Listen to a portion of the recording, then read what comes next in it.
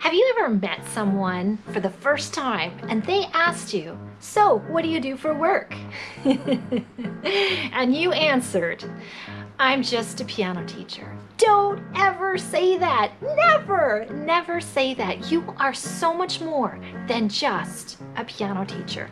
Whether you teach piano, violin, trumpet, trombone, guitar, ukulele, anything, you are so much more than just the instrument that you teach. You teach literacy. You're a therapist. You teach patience. You teach kids how to practice. You teach them how to feel their emotions, how to express those emotions. I think that all falls under empathy. And you teach them how to be dedicated and how to focus. You are so much more than just a piano teacher. So don't say it. Hey, I'm Miss Deb, baby, toddler, preschool, music specialist, children's author, children's songwriter, and today I'm going to give you 3 tips of how to sell your music lessons with confidence. Now, I've not always been a very confident teacher. You have to start somewhere. And usually when you start, you don't quite have all these tools in your toolbox. Today, I'm going to save you all kinds of time and all kinds of mistakes along the way. 3 tips starting now. The first step to selling with confidence begins with you. You need to appreciate your own self-worth and know how hard and recognize how much work you've put into becoming a teacher. You don't just sit there and all of a sudden, oh, I'm going to teach. We know this is a long process. Most people can't even play a musical instrument, let alone teach it. So appreciate your knowledge.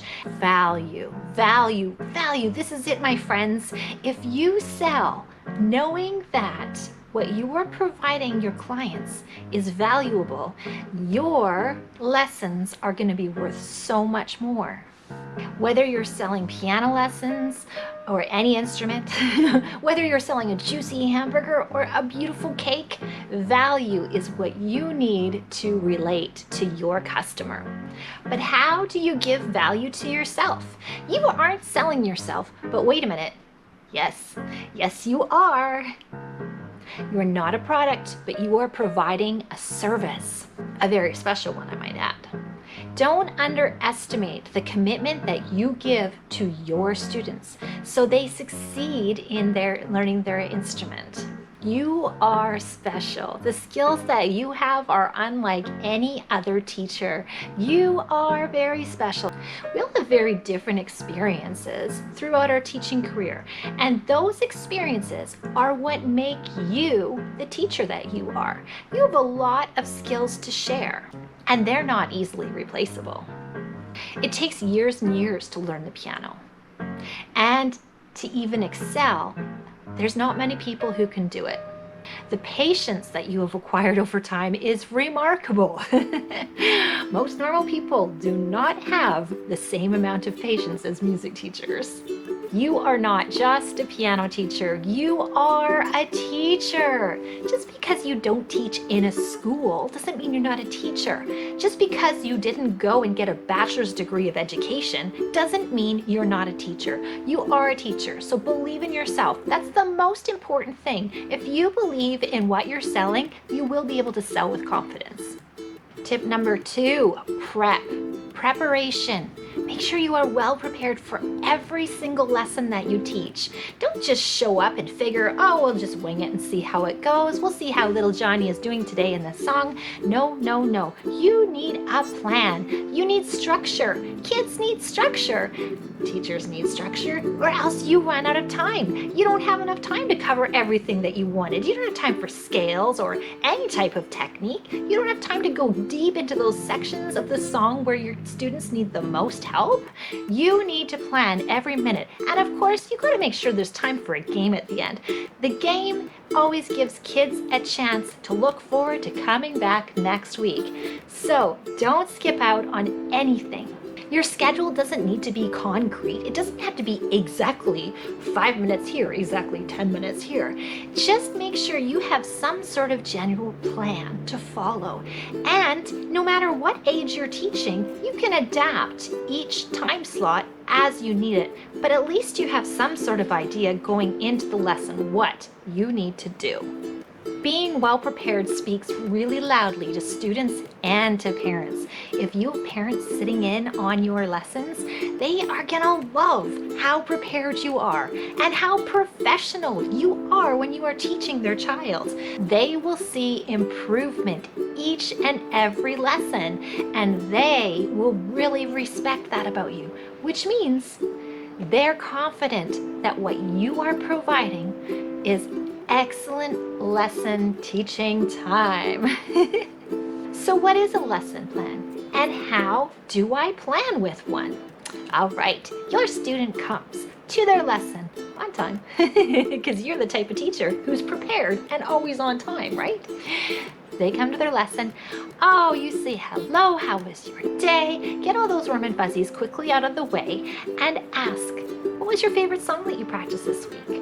I love to start with that. And the reason why I love to start with that is because then I know the student is going to go into their lesson with confidence, and they are going to be excited to perform everything that they practice for me. We go through their first song. After they've done their first song, then it's a great time to brush up on a few other skills. Maybe there were some things that they needed to practice in little sections, and we do that. While we have lots of brain power focused in on their favorite piece. Next, it's a great time to slip in all that technique, get those scales and those chords or whatever they're working on, and make it as fun as possible. Because I don't know if you remember, but technique isn't always the favorite part of a child's lesson. So you've got to make sure that it's worthwhile. I love to give my students little sticker charts, and we fill them out, and we put stickers when they master a song or when they master a scale. We have all kinds of stuff like that. Reward charts are really important, and they're going to help your child or your student to know how important practice is, because they want to keep filling up all those stickers on that little chart. Another thing about being prepared in your lessons is that sometimes, especially if you have a student who has been taking lessons for a little while and they were at a 30-minute lesson, well, we're always running out of time now. So then the parents sees how organized you are during the class, and they realize, hey, wait a minute, they don't have enough time to go through everything. That's the perfect opportunity for you to say, hey, you know, I think a 45-minute lesson would be much better. Upsell, woohoo! Yes, this is good stuff, because you want parents to understand why you're switching them to a 45-minute lesson. Not because you just want the money, but they can visibly see that their child is really succeeding with all the structure and all of your planning and organization.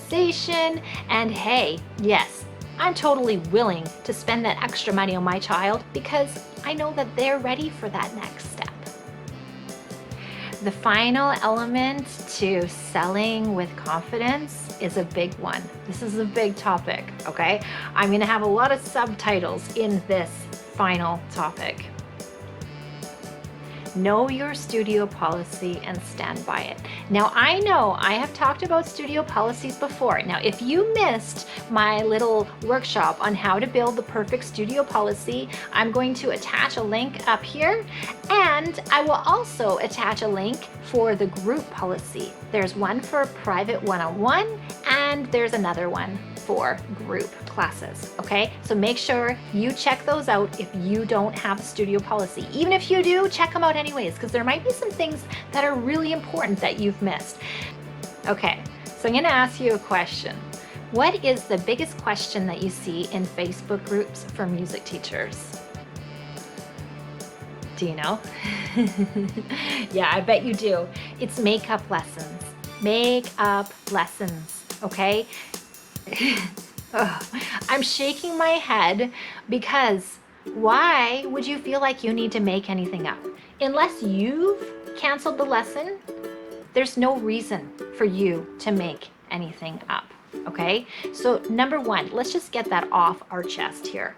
Your studio policy should say no makeups. You're a busy teacher. You don't have time for reschedules, even if you only have 4 or 5 students right now.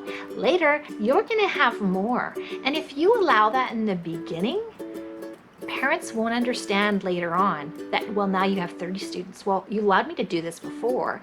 Cancel at the last minute and, reschedule. Don't give yourself the headache. Just get over it. No makeups. You are like a group class, okay?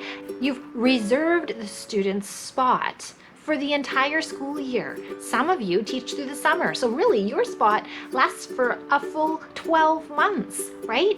Be specific in that studio policy about what you expect and make sure that the parents read through it with them. Get them to sign it, okay? So that you know you're on the same page. Now, if you guys don't see eye to eye, that's a clear indicator that they're not a good fit for you. You might see somebody come and they seem so wonderful and friendly and great at their first little interview, and then you shortly realize, okay, we've missed 3 lessons in a row now. Now what do I do, right? Just don't. Make sure your studio policy is very clear and that you believe in it. Because if you don't believe in it, you're not going to sell it. They aren't going to believe you that you are actually going to stand by it. So they're going to push right through, okay? Don't. Every once in a while, you're going to run into a family. Well, it's not the family, it's the parent. You're going to run into a parent who just doesn't want to follow your rules or who doesn't respect them. No matter how professional, no matter how well put together you are, there's always going to be one little person who's going to try and sneak their way through all those little cracks. Yeah, sometimes there's going to be exceptions. Sometimes there's going to be situations where kids are really sick or maybe parents are really sick. And, I'm not talking about a common cold or anything. I'm talking about like a lengthy illness that's very serious. Well, yes, absolutely. You're going to have to make exceptions for them. You're going to have to work that out. It would be unfair and unkind and unhuman to not do something about it, okay? But those regularly scheduled lessons, you have to stand by them. Along with this studio policy, I see many teachers who actually apologize for their studio policy. They take that, oh, here's my studio policy. Take it home and read it.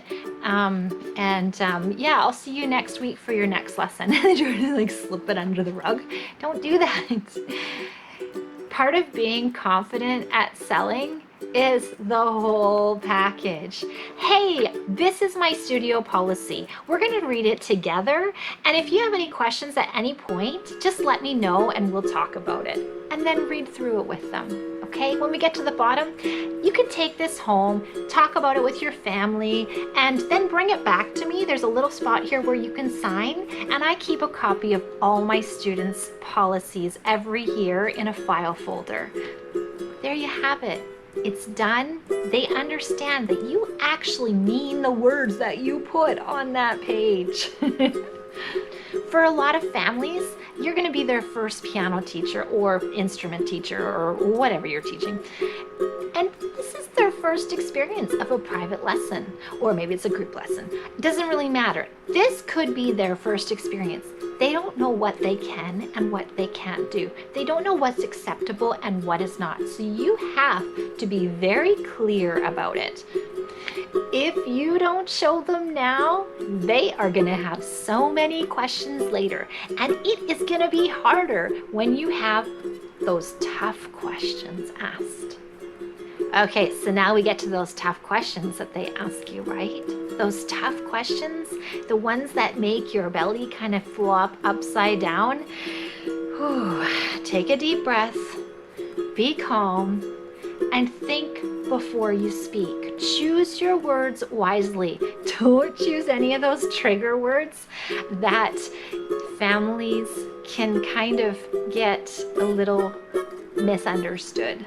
Be very clear, be very calm, and just state it matter-of-factly. Try to be as short as possible. I'm sorry, I don't have any room for makeup lessons this week, but if somebody cancels during the week, I'll let you know. Now that's an out that I often use because, well, I don't accept any makeups unless there's some serious thing, right? Because I don't have it in my schedule, okay? They have reserved their time, and that is very important to me. I've reserved my time for them. They're reserving their time for me. That's enough. I don't need to go overboard. I don't need to readjust the rest of my life because they couldn't come because of a birthday party or because they slept in or because, oh, they forgot. No, that's not the way it works.